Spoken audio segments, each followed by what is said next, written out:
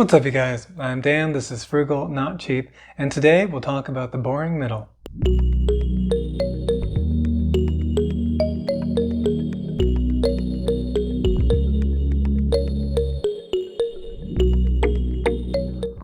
So, what is the boring middle?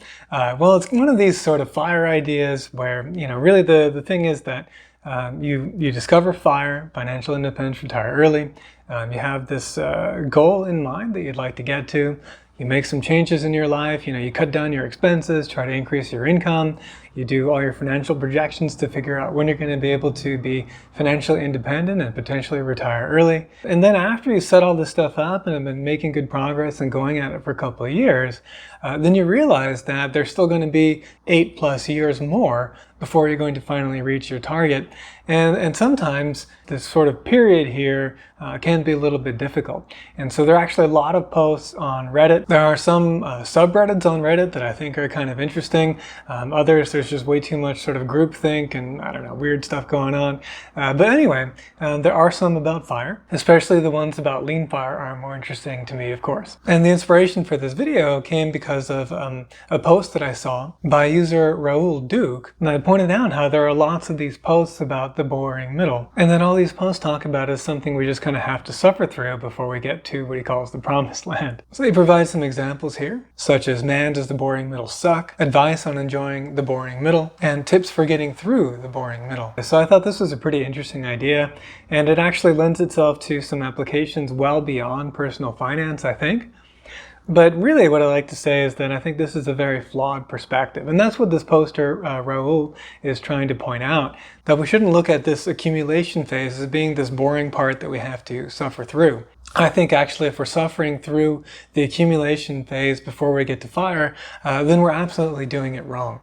So, I guess the name of the channel is Frugal, Not Cheap, and part of the idea there is that we're not making crazy sacrifices that are going to really not provide a good value for us, and that we're not going to be afraid to spend on things that do provide a good value.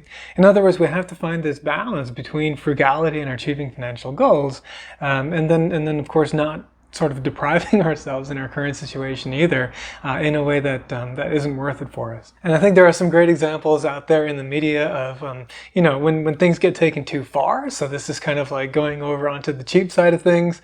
I have a couple of things that I did that I don't do now. I don't think it was too bad to have done them at the time. But in the media you've got shows like Extreme Cheapskates. Now I know probably some of this stuff is kind of staged, but it's the whole like I don't know, collecting ketchup packets, and sometimes they do things that are a little bit kind of unethical in order to save money. It's kind of nuts. There's this one post here which I think is definitely taking things too far. So Bo Diggity Dog points out that in one episode there was something about reusing toilet paper, and they say I had to stop at the family reusing toilet paper. I don't care how much money you're saving, that's disgusting. So yeah, there's certain things like it's just taken it way too far. In my own life for a time there, I decided to make my own deodorant and also to make my own laundry detergent. That was one of the more sort of super frugal things that I've done. And frankly, I don't think it's all that bad. It didn't take a lot of time. The deodorant took like, I don't know, maybe 10 minutes of work, and the laundry detergent took a little bit more, maybe 15 minutes once every, I don't know, 4 months or something like that. And actually, I don't know that it saved all that much money, but at the time I watched this documentary, careful watching documentaries about chemicals, and I was like, I want to, make sure I don't have all this stuff in my stuff. In that way it worked. Like the deodorant actually worked pretty well. I think it was cornstarch, baking soda, and then like coconut oil and shea butter, something like that. And I made it smell good. Anyway, it worked well, the deodorant did. But the laundry detergent really didn't work all that well compared to the commercial detergents. And now they have a lot of those free of dyes and perfumes types of products which are good on your skin. So I just buy that stuff now. But do I really regret it? No, I didn't do anything kind of crazy like the reusable toilet paper. Though on that topic, actually, I just bought a bidet spray attachment for my toilet, so we'll see how that works out. But basically, yeah, we don't want to take things too far like those extreme cheapskates, I don't think, where we're really not living very well now in the accumulation phase and picking up some, maybe not good habits either. A few other examples I can think of would be things like not being a good tipper. Like that's not cool, especially when you have a good service, obviously, but knowing that they I was a server actually for 2 summers, so I know that those tips are really important given that the base wages are extremely low. So those are required, and just kind of respecting also how much effort it takes. It's a pretty hectic environment to work in. So in general, I just I don't spend frivolously on things that don't bring value to me. I definitely will spend on money on things that do bring value to me. Things like travel. Although thankfully with travel, at least for now, we can take advantage of sign-up bonuses. Got lots of content on that. Another area that I don't skip is in being able to be generous with friends and family. So yeah, definitely don't want to be a Scrooge McDuck, right?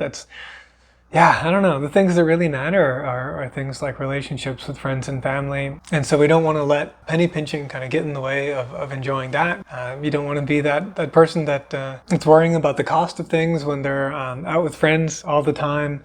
And then you're really not in the moment anyway. You're not enjoying things as much. And so I don't think that's good at all. So I guess the big point here is one that Raul made himself at the end of his post, which is, here's a little secret. The boring middle is also known as your life. And then I think that goes well beyond all of finances. I mean, I remember when I was a kid, I really looked forward to being an adult sometimes.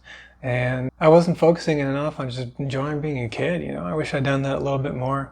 Early on in my savings days too, I probably was a little bit further on the end of being too frugal, and at the same time, that's paid dividends over time, and it's built a lot of really good habits. So it's a little bit tricky there. But yeah, there's this. Even for me though, I still had this tendency sometimes to really think about the future and really not be putting enough effort into where I am. So once you've laid these plans for the future, then I think it's really important not to keep picking them up and to be I don't know, always trying to sort of living in the future in your head. We've got to be here where our feet are in the now and enjoying that, while at the same time making sure that in the now we're taking the steps that we need to achieve the goals that we want to achieve in the future. That's really it. I don't believe in the boring middle. Hope you're enjoying your financial journey wherever you are, and if you're not, maybe take some steps to correct it, but then also maybe take some steps to change the attitude and live more in the now as well.